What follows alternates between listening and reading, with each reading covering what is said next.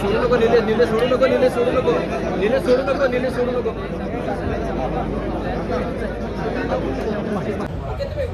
हा नाही ब्लॉक नाही ब्लॉग तुम्हाला काय वाटलं ब्लॉक कशाला करू.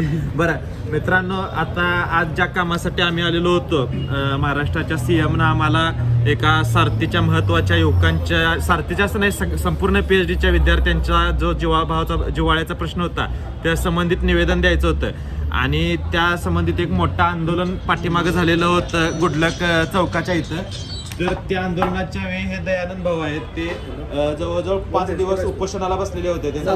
7 दिवस उपोषण असलेले, पावसात बसलेले होते आणि 5-6 किलो त्यांचं वजन कमी झालं आणि त्यासनी एक किडनी नाही आहे. महत्वाचं म्हणजे त्यासनी एक किडनी नाही आहे. कारण ते सगळ्या महाराष्ट्रातल्या PhD विद्यार्थ्यांसाठी, संशोधक विद्यार्थ्यांसाठी त्यांनी एवढा त्याग केलेला होता आणि मग एवढा सरकारनं काहीच कॉग्नायझन्स घेतला नाही. मग आज अनिकेत दादा, आम्ही सर्व विद्यार्थी, बाकी रमेश दादा यांच्या माध्यमातून फडणवीस साहेबांच्याकडे आलतो आणि CP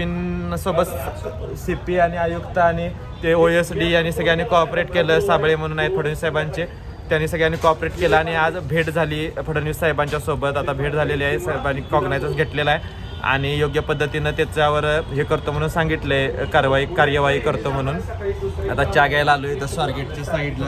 आणि दादा काय झालं शॉर्टमध्ये सांगा तुमचं काय काय आज कसं विषय झाला. आज आपण सांगितल्याप्रमाणे PhDच्या विद्यार्थ्यांसाठी मुख्यमंत्री साहेबांना भेटायला आलतो. मुख्यमंत्री साहेबांनी व्यवस्थित भेट दिली, त्यांनी म्हणणं ऐकून घेतलं आणि गुरुवारी त्यांनी मंत्रालयात येण्याची विनंती केलेली आहे.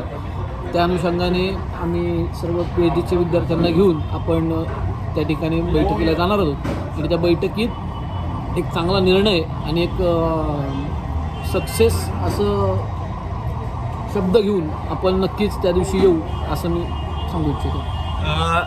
हे तुम्ही सांगितलं की भेट झाली, पण आज विषय असा आहे की आज आपण ज्यावेळी थांबलेलो होतो आणि आज भाषण चालू होतं त्यावेळी महानगरपालिकेची आचारसंहिता लागली. एवढं सगळं आज सिक्युरिटी स्ट्रिक्ट होती आणि ऑफिशियल कार्यक्रम होता महानगरपालिकेचा आणि तरीसुद्धा डायरेक्ट CM साहेबांना आपण भेटू शकलो. तर कसं भेट मिळाली म्हणजे एवढं ते एक प्रोसिजर आपल्या व्ह्युअर्सना कळू दे. शक्यतो CM असतील किंवा DCM असतील किंवा कोणतं मंत्री असेल सहजासहजी भेटत नाही.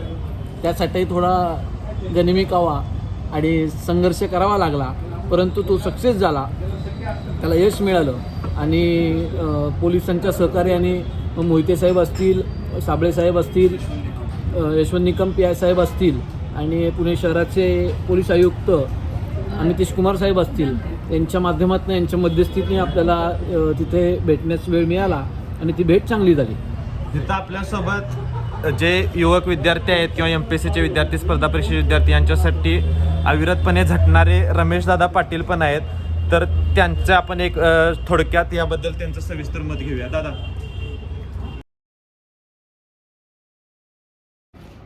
फोनचं चार्जिंग संपलेलं म्हणून रूमवर आलतो, जरा फ्रेश पण या म्हटलं. हे झालं डायरेक्ट स्विच ऑफ झाला फोन. चार्जिंग केलं आहे आता. नवनाथ दाबी आलाय सोबत. ते बघा आता चालला जरा काय तर पोटपूजा करायला. त्या चितळेपाशी भेळ खाय आणि एकदा तिथं आलाय, तो येऊन थांबलाय. ती भेळ खाऊया आणि महत्त्वाचं म्हणजे काय, सोमवार आहे आज. आपलं नेहमीप्रमाणे महादेवाच्या मंदिरात जातो त्या पांचाळेश्वरच्या. तर आज काय आरतीला थांबायचा स्टॅमिना नाही, कारण काल काय झालं ह्याच्याकडनं आलो, कोल्हापुरातनं आलो आणि PL वगैरे सुरू होते, त्यामुळं लेटनं झोपायची सवय लागलेली आणि आज सकाळी लेक्चरला लवकर उठलो, त्यामुळे झोप व्हाय नाही, पित्त हल्ले, त्यामुळं झोपाय पाहिजे लवकर. त्यामुळे आरतीला काही थांबणार नाही, नमस्कार करून येणार लगेच. चला नाही तर व्यंकेश आला. मित्रांनो, डेक्कनला आलेलो आहे भेळ खायला. डेक्कनची फेमस भेळ आहे. दादांचं नाव काय? अनिल भेळ. फेमस भेळ आहे डेक्कनची. आज आपण ती टेस्ट करायला आलेलो आहे आणि काही दादांचे मित्र आहे ते.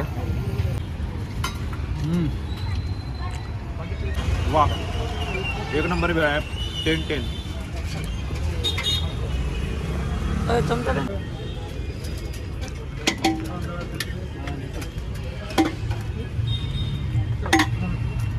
देवाच्या मंदिरात, पांचाळेश्वर मंदिर आहे डेक्कनचं, त्या ठिकाणी मी दर सोमवारी येत असतो दर्शनाला. आता आलेलो आहे, बघू शकताय.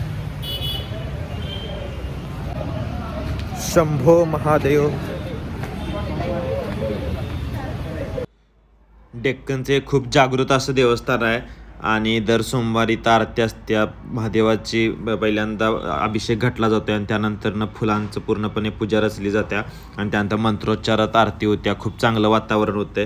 भागातली सगळी लोक येत असतात. मग मी पण सोमवारचं मोस्टली येतोयच, मी दर्शन तरी घेतोयच आणि आरतीला जास्तीत जास्त थांबायचा प्रयत्न करतोय.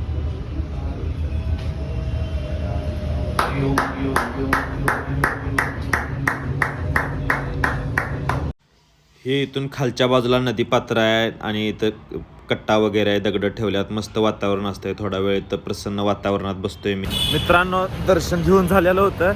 खरं महादेवाचीच इच्छा होती की आज पण मी थांबावं आरतीला आणि त्यामुळं आता बाहेर एडिटिंग करत बसलेलो व्हिडिओची.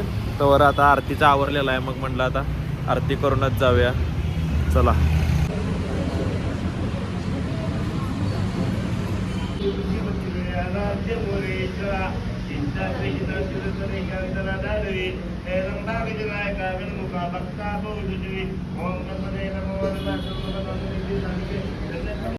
दिवसभराच्या दगदगीनंतर ज्यावेळी आपण तर नदीपात्रात येतोय आणि निवांत बसतोय इथं या घाटावर पांचाळेश्वराच्या, त्यावेळी मनाला शांती आणि समाधान लाभतंय.